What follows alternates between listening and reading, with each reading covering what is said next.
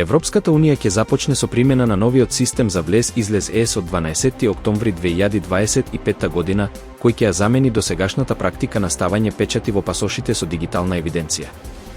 Овој систем ќе се однесува на граѓани од земји што не се членки на ЕУ, меѓу кои и македонските државјани, при секое влегување или излегување од Шенген зоната. При првото патување, патниците ќе треба да дадат биометриски податоци, отпечатоци и фотографија, што ќе важат 3 години или до истек на пасошот.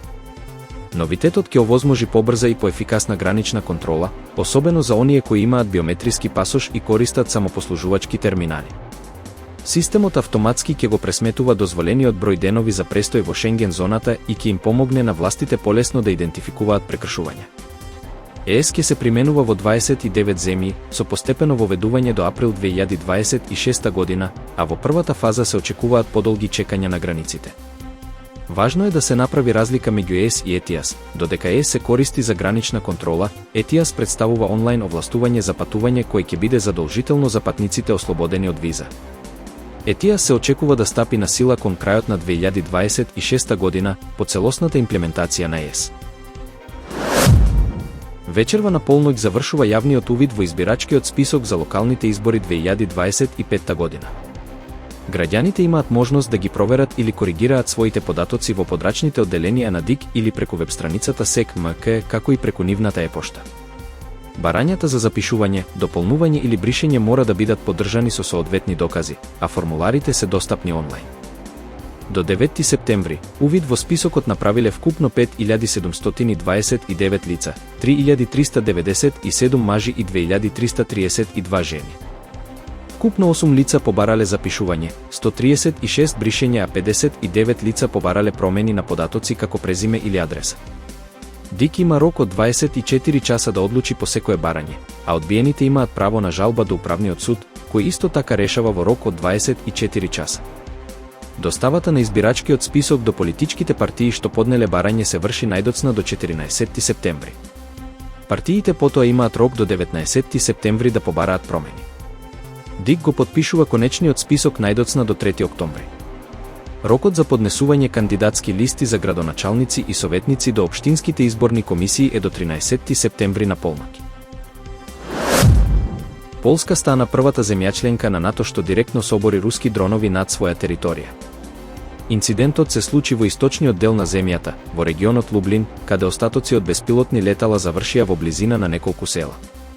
Според Полското Министерство за одбрана, во акцијата учествувале и НАТО сојузници, вклучително и борбени авиони F-35 и системи за противвоздушна одбрана Патриот. Соборени се најмалку 19 дронови. Нема човечки жртви, но е причинета помала материјална штета. Премиерот Доналд Туск акцијата ја нарече голема провокација, а председателот Анџеј Дуда најави итни консултации со НАТО преку член 4, кој се активира при закана по безбедноста на земја членка.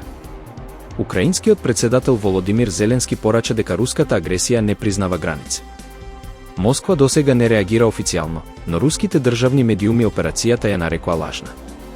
Безбедносни аналитичари предупредуваат дека овој инцидент е досега најсериозниот безбедносен предизвик за НАТО од почетокот на руската инвазија врз Украина. Велика Британија започнува масовно производство на напредни дронови пресретнувачи за Украина со цел зајакнување на нејзиниот воздушен одбранбен капацитет против руските напади. Министерството за одбрана соопшти дека дроновите се развиени во соработка со украински и британски научници и се дизајнирани да бидат ефикасни против така наречените самоубиствени дронови што Русија ги користи за напади врз украински градови.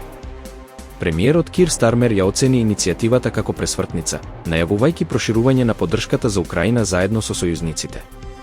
Дополнително се најавува и продлабочување на индустриската соработка, со можност за размена на технологии и надградба на воздушната одбрана во други земји, меѓу кои и Полска.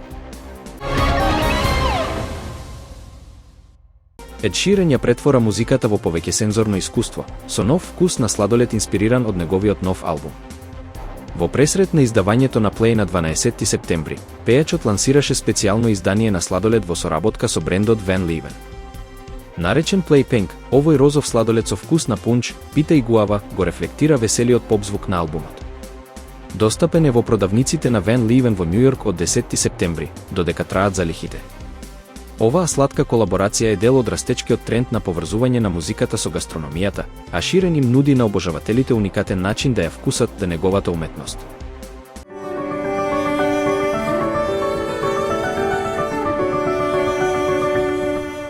Денес има преодно стабилизирање на времето, а утре изолирана појава на нестабилност. Во недела повторно на повеќе места ќе биде нестабилно со локален дожд и грмежи на места со поинтензивни процеси. Како што информираат од Управата за хидрометеоролошки работи под влијание на влажна и нестабилна воздушна маса, од денес до недела ќе преовладува променливо облачно и нестабилно време со локален пороен дожд, грмежи и засилен ветер.